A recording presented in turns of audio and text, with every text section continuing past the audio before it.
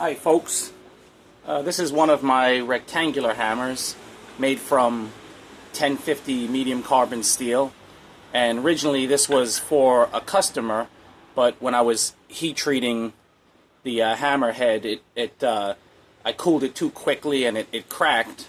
I don't know, I'll try to come in and see if you can see that, but there's a crack right here. Yeah, you can see that, and then actually there's also cracks along here and on this side. So what I've decided is I still, it's not something that would be sellable then, but I know I can still use it.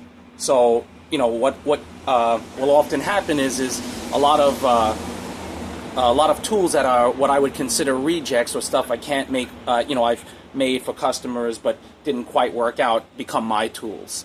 So this is the latest hammer, and you know, so I'm going to use this more pretty frequently in my forging, and I'm going to call this my rusty hammer because I just had the idea I'm just going to let this hammer rust, just for no other reason than I like the look. You know, I put some green rouge on the top here and was thinking I would polish that down a bit, but I just stopped and figured I'd rather have it rusty. So I'm going to let this hammer sleep outside, and it's going to be one of my mainstay hammers. So, and I don't think, like I said, from my experience, that crack here and here, they don't extend through, so they're more superficial, and I don't think it would pose any risk. So, yeah, I've got another hammer. So, and speaking of cracks, I'll take my camera over here. I wanted to show this. Here's well, you can see right there, right? That's my small anvil, the one on the right here. And then here's two of the same, and I had these anvils made. Oh, this has been a while back. You can tell by the rust on them. And then, you know, they're all almost ready to go. They went to heat treating, and when they came out from heat treating, they had these. I'll come in. See the crack on this one? Extends straight through it, right through the face. And then this one here, right from the top right down. So, and the crazy thing is when I went to go pick these up, no one said a word. I think they thought maybe I wouldn't notice. So completely unusable, just became two boat anchors. I thought, oh, maybe I could use them, you know, on one side or another, but yeah, they've just been sitting here, and I'll just yeah, just two very big paperweights.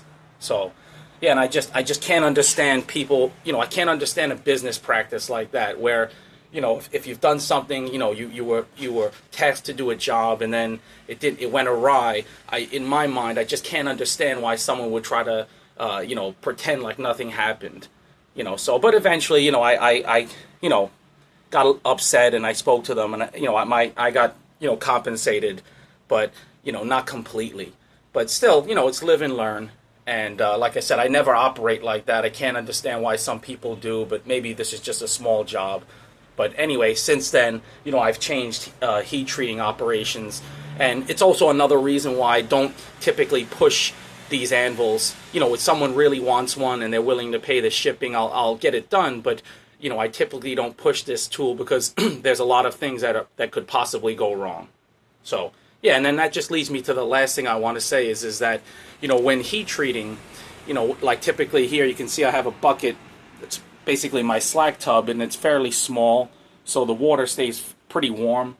And you know, but when, you know, when I'm doing something like a hammer, you know, typically when you're cooling off something, I have a technique where you can feel almost a steam explosion is going to occur. You should, in my opinion, you should pull that metal out then, especially if it's a thick piece of steel.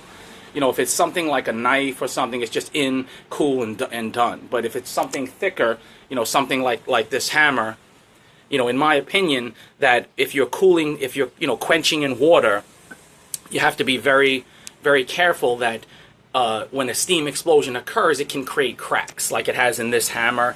And so, you know, like I said, this still usable, anvils, done deal. So yeah, anyway, I just thought I'd share that. Hope you've enjoyed.